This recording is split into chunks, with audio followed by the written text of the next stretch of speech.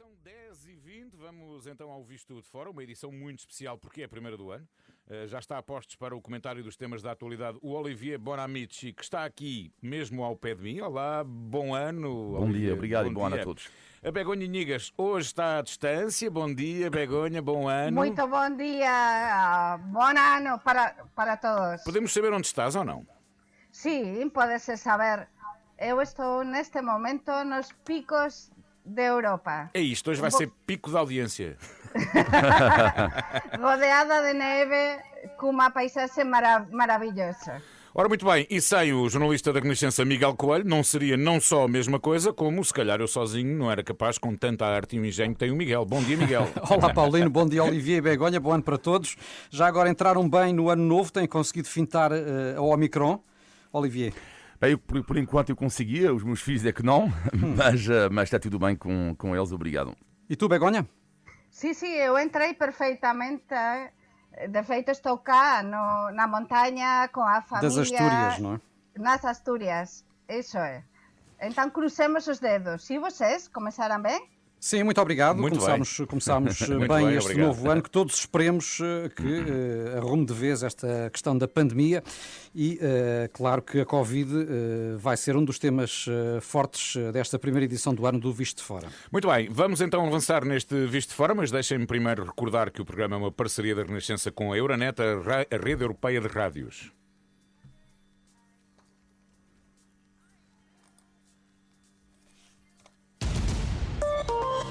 Euronet Plus. Bem, e nas questões europeias, justamente começávamos por falar da variante Omicron, a mais contagiosa desde o início da pandemia e que está a levar a Europa a bater recordes de contágios e a obrigar os governos a tomar medidas nem sempre bem recebidas. Em França, Olivier, esta semana estalou a polémica com a guerra aos não vacinados, declarada pelo presidente Macron, que recorreu até ao calão, não é? Para dizer que, enfim, não vai dar descanso a quem não se vacina. A grande questão é de facto o que ele disse, a palavra que ele usou, porque em Portugal foi traduzido por chatear, eu vou chatear as pessoas. Sim, vou chatear, vou irritar. Mas eu diria que a tradução mais correta seria vou lixar a vida. Será mais esta tradução, que é ainda mais forte do que dizer chatear, não é? Sim, Lixar claro. versus chatear. E a grande questão aqui é que são 20 milhões, são 5 milhões, aliás, de franceses que não têm a vacina, ou seja, mais ou menos 20% da população francesa.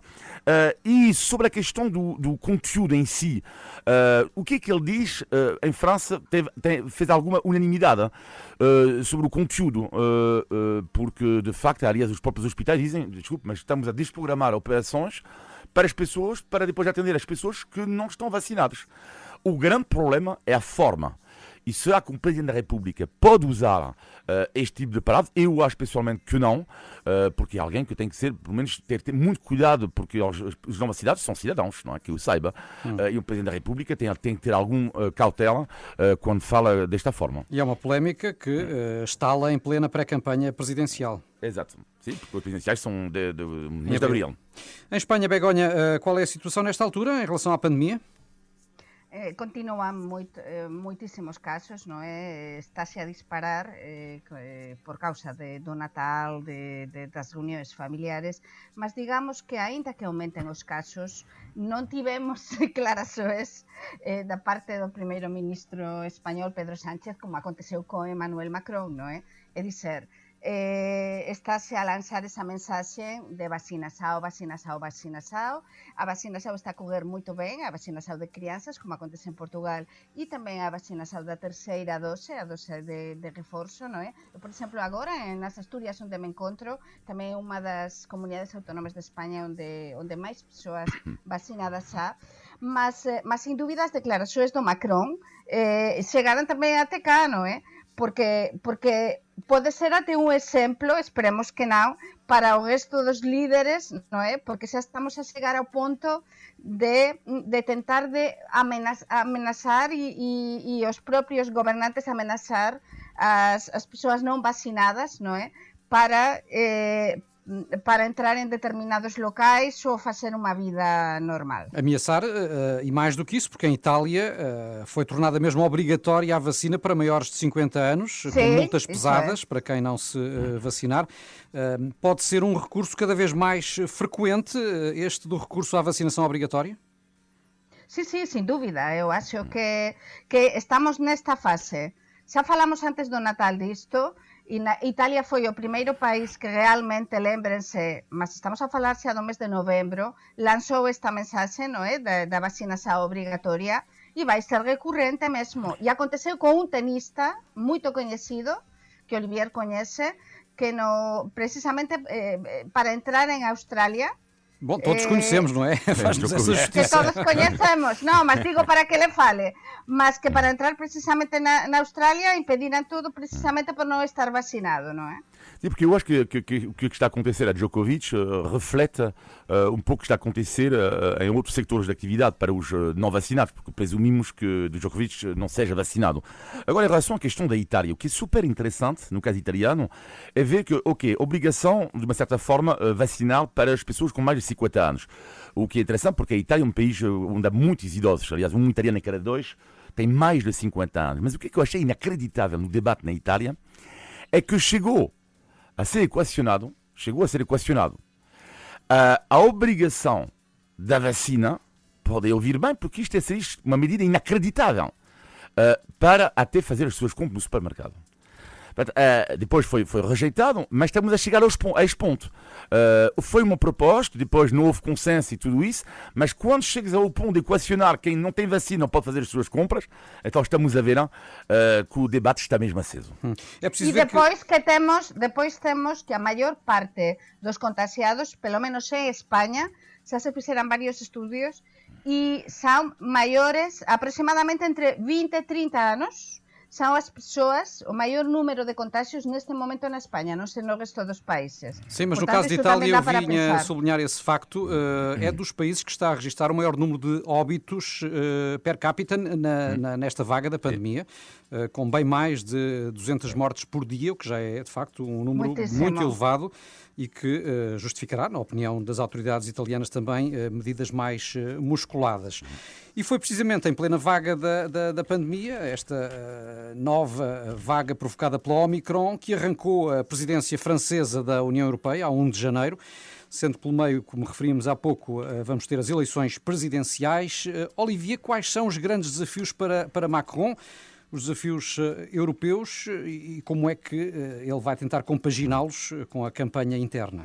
Para já, o que é ótimo para a Europa é que Macron está em campanha em França. O que é ótimo, ainda não entrou oficialmente, mas é ótimo porquê? Porque o Macron vai tentar, em 3 meses, ter o máximo de resultados ao nível europeu, para depois aproveitar disto para a sua eventual reeleição no mês de abril. Portanto, isto é o primeiro ponto. Segundo ponto, em relação às prioridades, eu acho que há uma em particular, há várias, mas eu diria uma, que são as regras do jogo ao nível orçamental, porque sabemos que as regras estão suspensas até 2023 por causa da pandemia.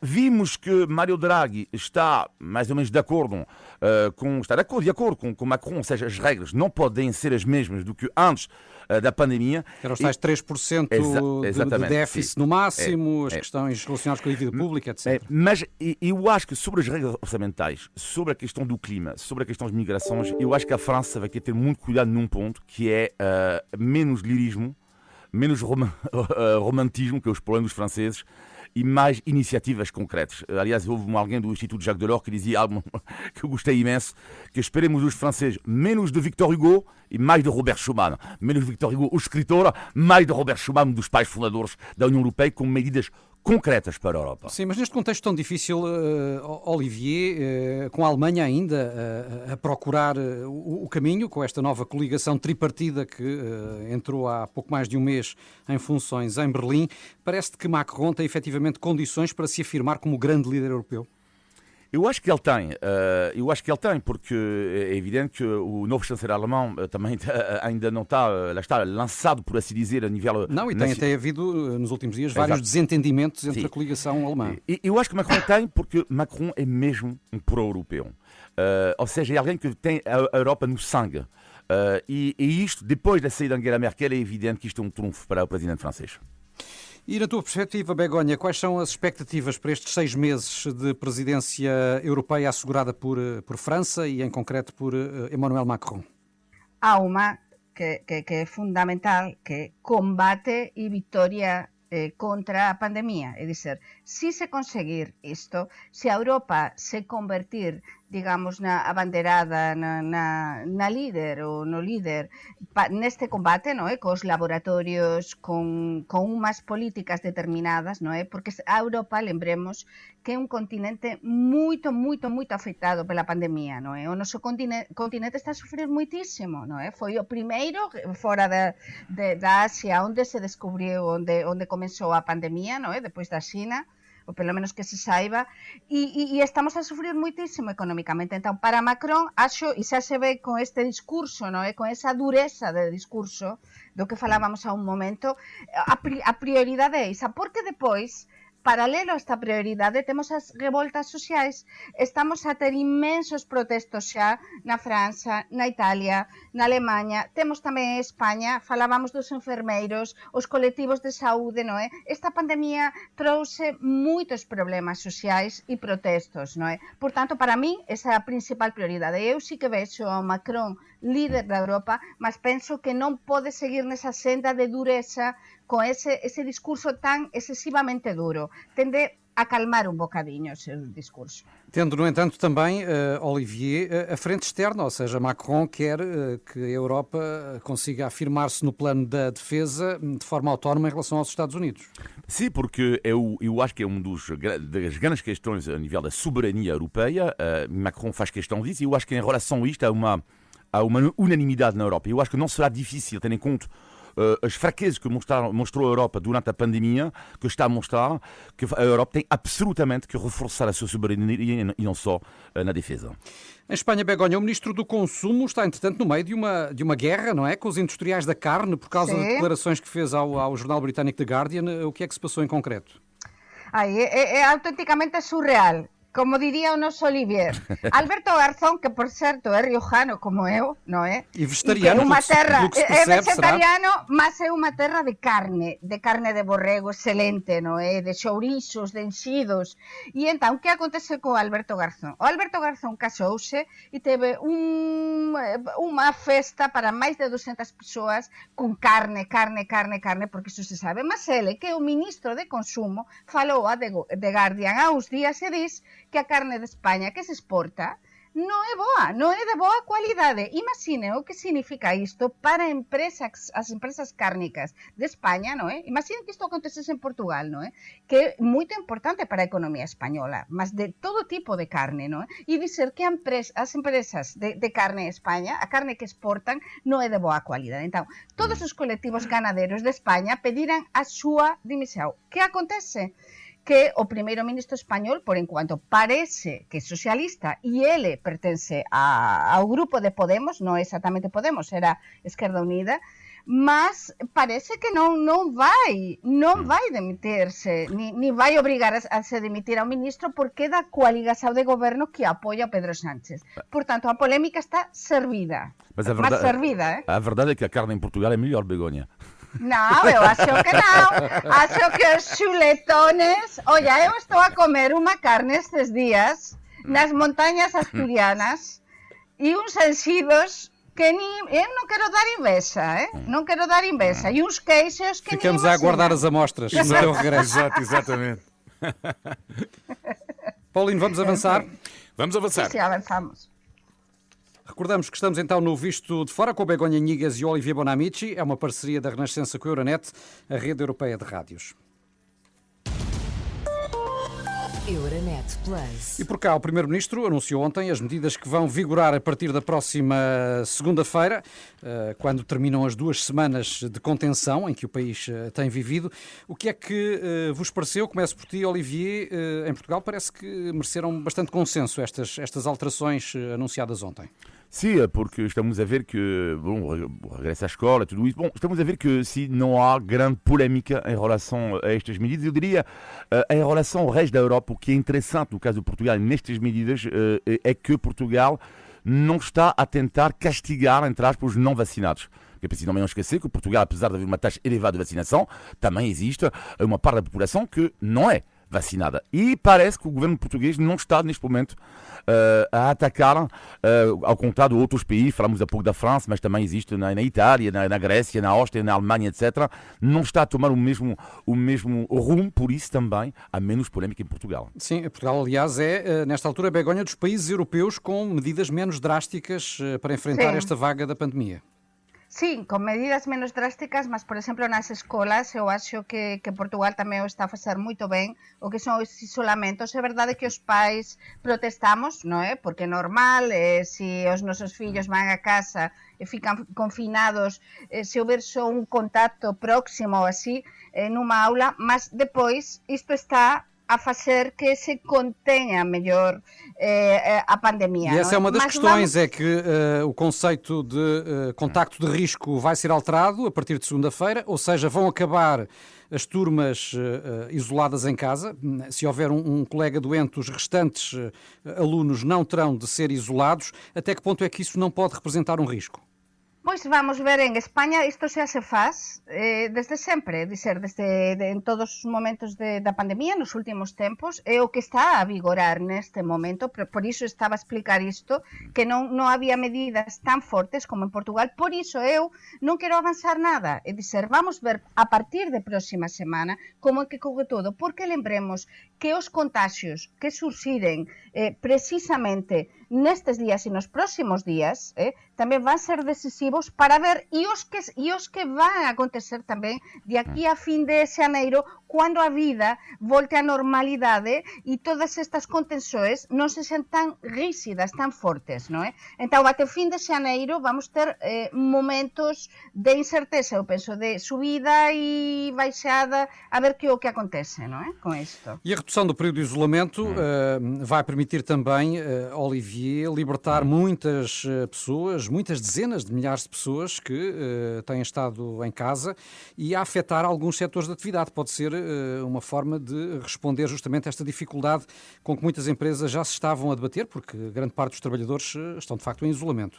Sim, eu acho que isto não podia continuar assim. Não podia, pronto, é óbvio, o governo, como em outros países, teve que se adaptar à situação e os dados que nós temos em relação ao Omicron, mas não pode continuar. Vou-vos dar um exemplo concreto, não é um trabalhador, mas podia ser um trabalhador perfeitamente, que é o caso do meu filho. Porquê? Este exemplo é interessante. O meu filho teve, portanto, o Covid por causa, coitado da irmã dele, e ficou 10 dias, acho eu, já estou perdido entre os dias do isolamento, mas pronto, vamos dizer 10 dias. Logo a seguir apanhou o Covid. 7 dias. Agora basta ele, vamos imaginar um caso de contacto, se ele seja caso de contacto, mais 7, ou seja, o meu filho já está há 17 dias em casa fechado, ok, tem um nariz entupido, teve apenas e só, graças a Deus, um nariz entupido, mas se ele agora é caso de contacto, seria mais 7 dias, ou seja, se nós continuarmos assim, vamos ficar 45 dias em casa, porque já foi uma pessoa caso de contacto, do caso de contacto, do caso de contacto, do caso de contacto, como é evidente, uma sociedade não pode funcionar desta forma. Eso é, exactamente. E iso está a acontecer tamén en España. Todos coñecemos, todos temos a nosa volta imensas persoas que son positivas e totalmente asintomáticas. Entón, há unha coisa positiva que é saber que a Omicron, precisamente as persoas que somos vacinadas e as que temos as doses de reforzo, que, por exemplo, na Galiza xa somos moitísimas persoas, non é? Coa dose de reforzo, realmente as vacinas facen efeito e entón facen que a Omicron e pelas continuas variantes que temos sufrido, non é, desta pandemia, pois non é tan forte. Então, isto temos de tomar outra serie de medidas, porque senón as nosas sociedades, mas non só de Portugal, en España, na França, na Itália, en todos os países, paranse e a economía para, non é? Sim, e como é que viram também a polémica destes últimos dias aqui em Portugal à volta da possibilidade de as pessoas em isolamento poderem votar, poderem sair de casa para votar no dia das eleições, no próximo dia 30? Olivier. Iso se tende a fazer. Que fale Olivier, então. Não, faz favor, podes. Olivier, por favor, avança. Vai. Ok. Avança. Então, sim, é evidente que é um tempo que vai dar muito o que falar, porque na origem, quando há, vamos imaginar, 10 mil casos por dia, ou 5 mil, ok, podíamos pensar, as pessoas positivas ficam em casa. Agora a grande questão, ficam em casa, as pessoas positivas não vão votar, aliás, o que pode não ter grande influência na votação. Agora a grande questão é que se chegamos a ter 150 mil casos por dia, é evidente que 150 mil tem consequências e muito fortes sobre o voto. Portanto, eu acho que sim, tem que ser encontrada uma solução, mas sobretudo para esta eleição ou para as próximas, relançar a questão do voto eletrónico. Isto não é possível continuar numa sociedade atual onde todos temos uma senha do IRS, todos temos uma senha para tudo e mais alguma coisa. Algo tem que ser encontrado até para as pessoas mais velhas, quando está frio, para poder votar em paz através lá está, com um filho que pode abrir o computador e votar. Sim, mas não é estranho, Begonha, que com quase 2 anos de pandemia estejamos a discutir esta questão em cima de novas eleições, porque já tivemos outras aqui em Portugal neste período. Eso é. Exatamente, porque há um ano, exatamente quando tivemos as presidenciais, eu lembro-me que era correspondente na altura, não é? Da cadena COPE e de Galícia, e de ter precisamente de informar que Portugal como um exemplo, não é? As medidas, estava-se a olhar para Portugal, as medidas dentro do que era um momento muito duro, lembrem-se de pandemia, precisamente falava-se do voto dos confinados, mas claro, em teoria havia muitos menos confinados, mas neste caso há tantas pessoas, como dizia Olivier, que são infectadas, são positivas, mas asintomáticas ou praticamente sem nenhum tipo de sintoma, que eu sí que aposto pelo voto electrónico ou no caso delas poderem ir votar dentro do que são os colégios eleitorais, não é? Terá-se de habilitar algum tipo de sala ou algo para que não exista um contato entre as pessoas infectadas e os outros, porque senão isto vai ser um desastre e muitas pessoas, por medo, não vão ir votar, ainda que possam ir a votar, pessoas infectadas. Temos, entretanto, em marcha os debates entre os líderes partidários, justamente para as eleições de dia 30, e em plena pandemia este acaba por ser um meio privilegiado de campanha, não é? Porque certamente os contactos com os eleitores acabam por ser bastante menores do que aconteceria num período normal. O que é que vos têm parecido os debates que temos ouvido, esclarecedores, ou nem por isso, Olivier? Debates, sim, tenho visto todos os debates até agora. Ontem recuperei Viste a noite todos? o meu atraso. Todos, sim. Recuperei ontem à noite o meu atraso. Tinha um atraso, faltava para ver.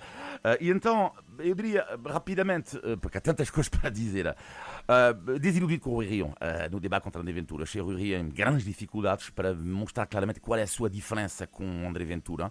Também não entende essa questão de acordo parlamentar, sim, mas ministros do Chega não entende muito bem esta estratégia do Rui Rio, admitam, mas vamos ver. Depois achei que faltam mais Miguéis Coelhos. Porquê que eu digo isso? Porque isto, não, estou a falar sério. É que os políticos não podem decidir eles os temas. Não podem. Portanto, eu acho que vai em todos os sentidos. Às vezes, apetece falar de não sei o quê. Ok, o outro, eu vou falar disto.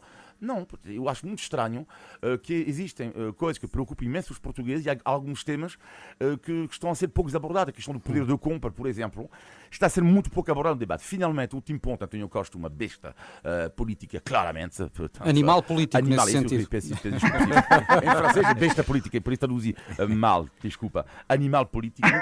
E depois, claro, a retórica, quer dizer, o nível de debates, André Ventura é outro animal político e fez-me bastante sorrir, porque André Ventura faz-me recordar a retórica da extrema-direita francesa, que é algo extraordinário, porque ele é super educado nos debates e ele tem uma estratégia terrível, que é, que tem que ser analisada, que é muito gira, que é, ele trata para já o jornalista pelo nome e os convidados não pelo nome e depois diz sempre boa ano, super, ou seja, vou fazer isto agora, por exemplo, imagina, e depois diz logo, depois ataque, por exemplo. Olá, Paulino. Olá, Miguel. Bom ano para vocês. Espero, Paulino, que os teus filhos estejam bem. Miguel, os teus filhos estejam bem. E depois, bing! Ataca. Então, é uma estratégia inacreditável. E estranhamente, a extrema-direita faz isto mesmo em França. É atacar com a educação. E atacar com a educação. E logo de início, tratar o jornalista pelo nome ou dizer, sim, João, sim, Clara. Claro. Ele faz isto e é que é super interessante porque ele é extremamente educado e depois, bing! Begonha, a partir do teu ponto de observação nas Astúrias, como é que tens visto, do que tens visto, como é que tens apercebido do andar da campanha aqui em Portugal? Entre montanha e montanha e caminhada e caminhada dá também para refletir, não é? E, por exemplo, o debate de ontem sí que o vi en directo entre o Costa e o Ventura, mas o resto sí que tive de facer, non é? Voltar a ver non en tempo real. Mas concordo con o Olivier no que dis, que o Antonio Costa está en plena forma. É dizer, todos os críticos e os analistas críticos que dicen que o Antonio Costa nin sempre tan bon nas campañas, non sei o que acontece, mas nesta campaña Antonio Costa está mesmo en forza. E aínda non vimos ao Río, ese Río en forza que tanto se dis que gaña nas distancias curtas e na campaña electoral, aínda non vimos ese Río. E tamén concordo con Olivier, con o de Ventura, porque Ventura e os xornalistas sabemos, e os xornalistas que temos tido encontros con ele e o temos entrevistado, ele é moito educado. E como diz Olivier, é perigoso porque os outros líderes de extrema direita de Europa non son así, non teñen esa maneira de ser. Então, em Portugal temos uma frase que é quem o ouve não leva preso, não é? Mas depois lança e ganha nos debates. Muito bem. Muitas vezes. Se me permitem, a minha opinião enquanto cidadão votante, eu acho é que o tempo, a duração dos debates são pouco esclarecedores. E depois, quando se apanha um comunicador nato como o André Ventura, que desata a disparar, dá poucas hipóteses depois de resposta, embora os tempos acabem por ser iguais, mas, enfim, aprofunda-se muito pouco questões muito importantes que nós gostaríamos de ver, enfim, esclarecidas. Bom, e com o regresso do Visto de Fora, não podia faltar, claro, o índice de totalidade. Índice De totalidade. Já tinha falta. Ele rebenta-me com o microfone um dia destes. Bom, mas olhem, Begonha e Olivier, tenham medo. Tenham muito medo, porque desta vez não vos vou perguntar o significado de uma expressão idiomática portuguesa, até porque vocês têm acertado quase sempre, mas queremos sim que completem um provérbio. Ok? Portugal também é um país de ditados populares e queremos saber se estão ou não familiarizados com alguns dos mais conhecidos. E hoje, e porque estamos em tempo de promessas eleitorais, digam lá como é que acaba o seguinte provérbio. Quando a esmola é grande... O pão é barato.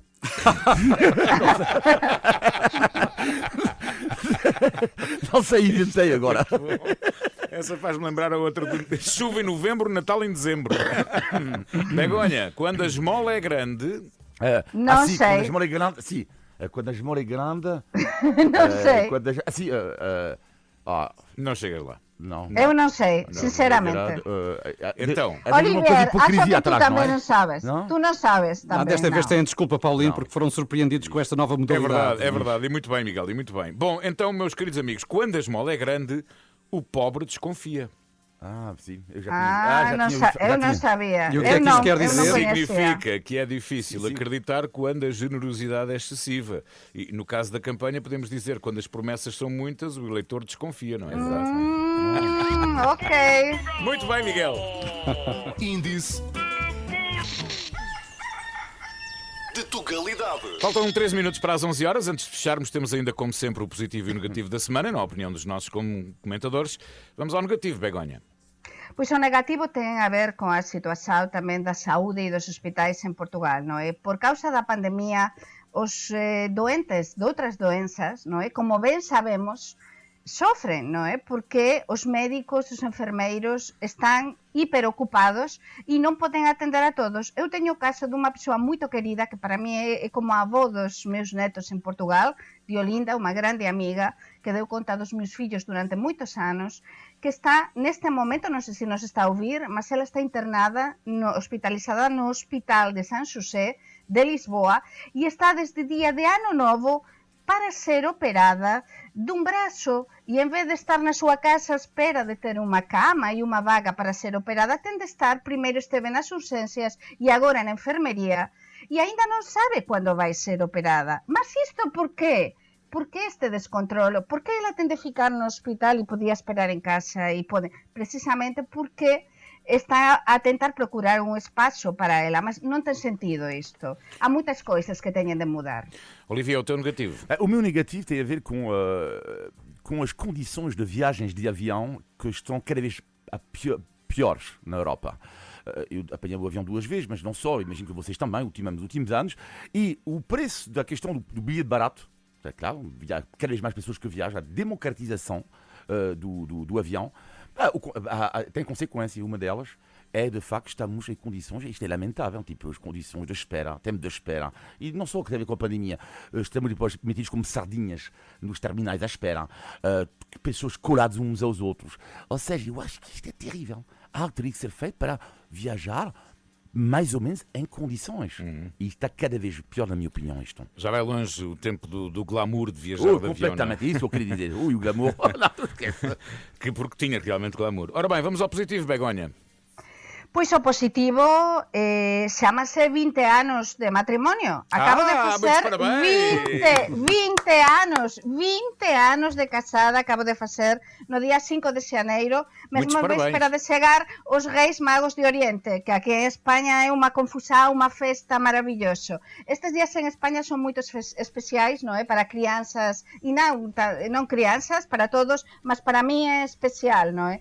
Porque nunca, nunca pensei que chegaría a celebrar así 20 anos e a estar todos ben, e para mí é uma alegria. Até podia ter posto aqui a música do Pathian Dion, 20 anos, não é?